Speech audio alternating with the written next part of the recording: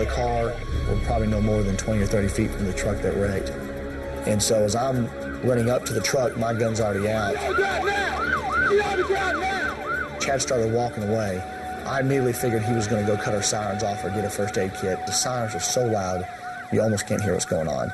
They were, I'll say young kids, they were teenagers. So I went over to the passenger door and I noticed a young girl with long brown hair. She had her hands up in the air.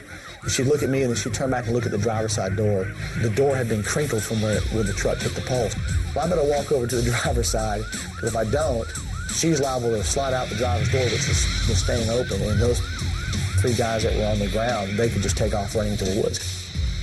So as I walked around the back side of the truck, I actually started to put my gun up in my holster. And I noticed that of the 3 people that were on the ground, it was 2 guys and a girl. I could still see 2 of them's hands. But I noticed that the other guy was on his knees and he had his back toward me. Not even thinking, I just walked closer to him. As he turned around, I could see the broadside of a gun swinging sideways toward me.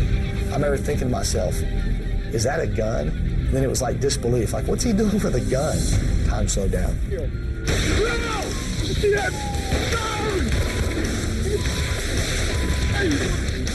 Next thing I knew, my ears were ringing and my arm was up in the air and my gun had dropped down and my arm was stinging, so I really put 2 and 2 together and knew I'd just been shot. What he used was a .45 caliber pistol that had a hollow point round, which is a round designed to expand upon impact and create a lot of damage. And I remember having enough time to think, roll that way? No, that's open field. Maybe I should go to the left because there's a fence.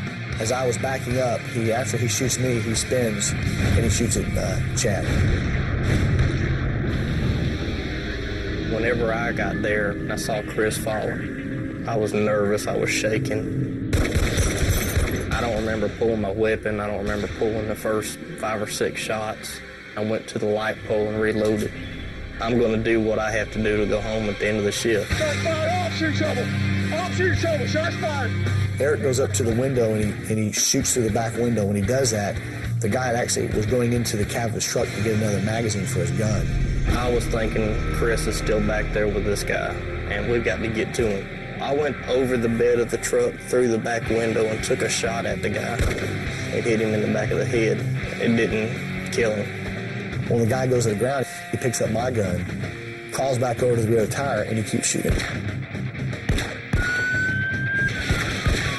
I reached up underneath the truck and I shot 5, 6, 7 times and hit him. Eric hits him, I think, 3 times, mostly in the legs, and that's what stops it. When it was all over with, I felt like I'd been run over by a truck. It was just such an adrenaline dump. Hindsight's 20/20. If you had to do it over again, I would have stopped at the tailgate and kind of kept a covered position and waited for him to do what he was going to do. It pretty much shattered the top bone back to where my elbow is. I was pretty much out of commission for about a year. When you sit at home and you think about it, you go, well, at least I'm here. At least if I lose my arm. It's better not to have an arm than be dead, so you always got to look at the best part of it. The 4 teenagers were convicted on charges that included theft and aggravated assault. They are currently serving their sentences in Ohio.